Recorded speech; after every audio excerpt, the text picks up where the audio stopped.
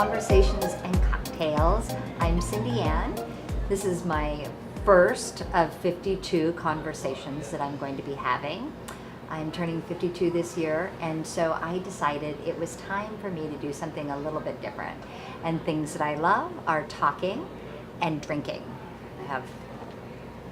Today I have a mocktail because even though I like drinking, it doesn't always have to have alcohol in it, it just has to taste good.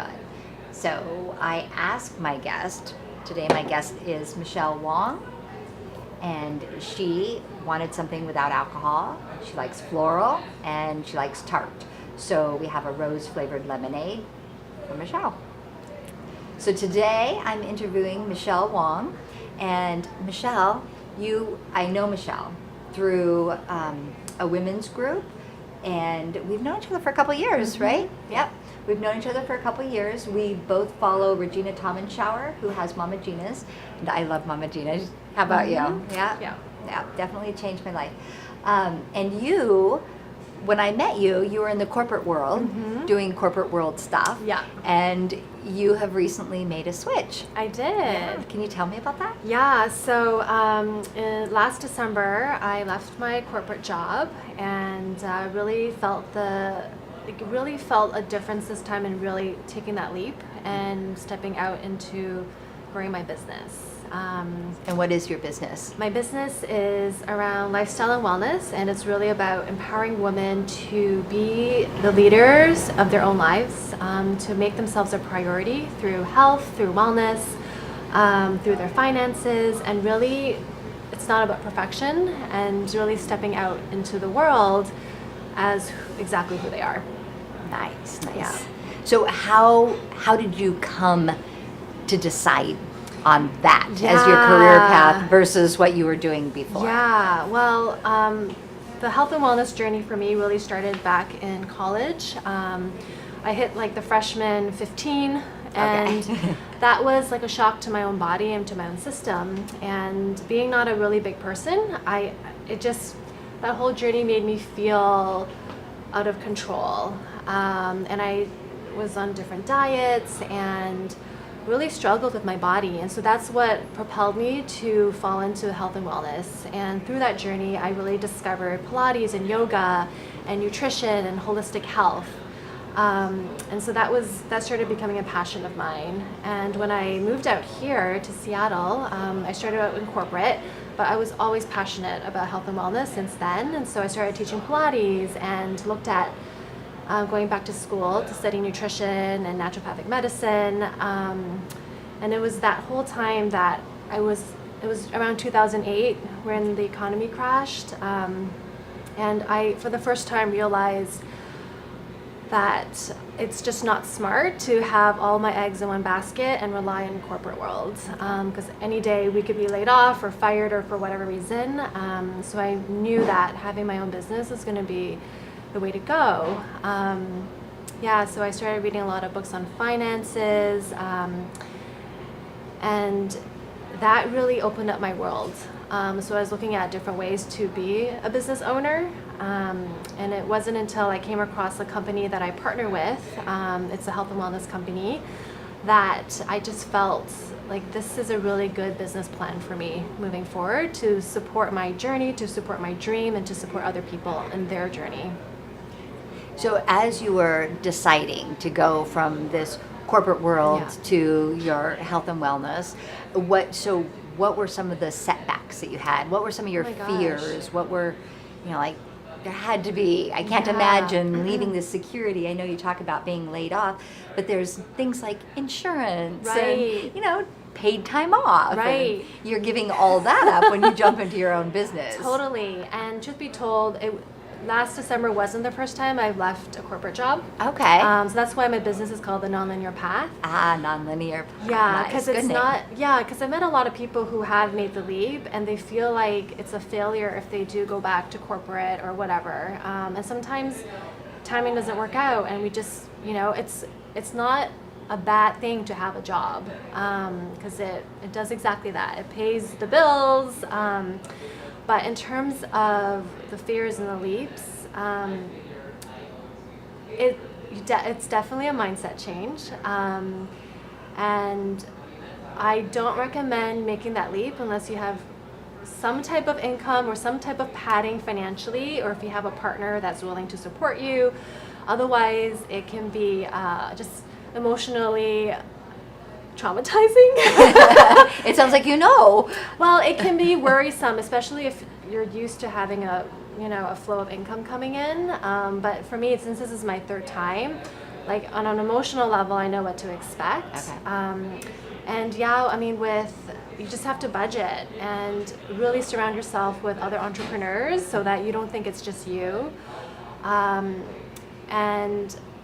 not having paid time off or whatever. I mean, those are things that, it's like the golden handcuffs, right? Like, you have to be willing to let that go. Right. Yeah. So now this is your third time that you've done this leap of faith into the entrepreneurial world. How do you feel like this time is different? I feel like my confidence has shifted. I think the first time I did it, it was initially to go back to school, and I went back to school, and I was growing my business on the side while I was going back to school. But I realized while I was in school that wasn't actually where I wanted or needed to be. And so I then went back to corporate because I still was trying to regroup. And during both times, my confidence was still shaky because I didn't realize how important it was to really have the support system as an entrepreneur would need. Yeah. Perfect. Now, so one of the things that's important to me, and I'm doing 52 weeks, 52 women, so it's very female-centric. And the reason for that is because I personally feel like as women, we have a handicap. Being in the world of business, we are poo-pooed, they call it mansplaining, all the things that happen. So as a female in your business, how has that helped you or hurt you? My brand is about supporting women, so I don't really get, if anything, when I tell a guy what I do, they're like, well, how about the men? So I don't really get a lot of pushback because I'm a woman. If anything, I mean, I surround myself with a lot of women, so networking groups are mostly women, and so I don't really feel I'm being discriminated in my business. Nice. So then the other question that I have is, so for me, in my family, I was raised to be a good girl, and that was it. I wasn't allowed to mow the lawn. I wasn't allowed to do anything. I was supposed to look pretty and get married, and that's basically what I was set up to do. My cultural background was Lutheran, and we didn't talk back. We actually didn't talk. When my mom was mad at me, most of the time she was not talking to me. In your cultural background, how has that helped or hurt you to have the confidence or the insecurity to when you go to move forward? Like where does that put you? Yeah. I mean, I think my parents would much rather me be back in corporate.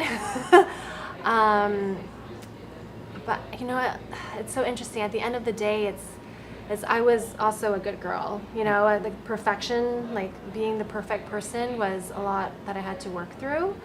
And I think it's through personal work, because I do, like, my parents would much rather me be a doctor or be in corporate, have something stable. But at the end of the day, we have to live our own lives and surround ourselves with people who are encouraging and supportive. And that takes a lot of work. So it's not like suddenly I'm here. It took a lot of work. And I still occasionally will want to have everything all polished. And then realize, oh, you know what? Like, done is better than perfect. So, yeah.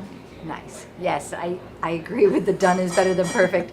The perfection, I mean, it is a real thing. Yeah. The perfectionism. I mean, for me, too, it's been roadblocked. It's got to be perfect. And there's a point where it's like, no, it just has to be kind of done. Yeah, and you won't know until it's out there. Like, you don't know the feedback until it's actually out there. And so it's like, just get it out there. It doesn't have to be perfect. Right. Yeah. Right. I saw some amazing pictures of you on Facebook, Instagram.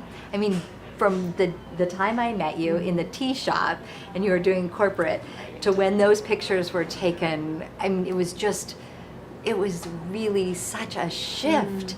And to see that was amazing. And so how do you feel you got there from the tea shop to those photos? Yeah. Oh my goodness. Through a lot of encouragement and support from other people on similar paths. And just, deep inside, it's like I didn't want to be this quiet, good girl. I needed to be seen. I needed to be myself. And I needed like that inner power to really come out. And so I was challenged, like a friend challenged me to shake things up in my world, and I took the challenge. Yes, Yeah. I can totally see the difference. I can feel the difference when I'm with you. I can totally feel. I feel like I can be me when I'm with you because you're being you. Thank you. Yeah, thank Yeah. you. So now that you're here, wherever here is, what are you doing? You're not doing the corporate job. You've got your business, Right. and do you have any offerings for anybody Yeah, right now? What do you have? Thank you for asking. Yes. Yeah, so I host a lot of in-person workshops at least once a month, and it's all around guiding women to make themselves a priority. So really being a leader in their own lives. So we do facials, we talk about gut health, we talk about ways how they could support their physical health through proper supplementation. So for me, educating people around that is super important. And then I also guide women in getting off the sugar roller coaster in 5 days. So really investing in their well-being. And then for women who also want to build their own business and create some freedom lifestyle for themselves, I also have a team that I'm working with, and really amazing. I feel like entrepreneurship is such a great way for women to not have a glass ceiling, to really make unlimited income and to really be who they truly are while being of service to the world. So that's what I'm about, and I'm really excited. Nice. Yeah, so how do we find you? Yeah, you can go to my website. It's thenonlinearpath.com, or I'm really active on Instagram and on Facebook. So on Instagram, my handle is michellewong.xo, and my Facebook page is Michelle Wong Nonlinear Path. So you can find me there. I'm pretty active. Yeah. Nice. Thank you so much.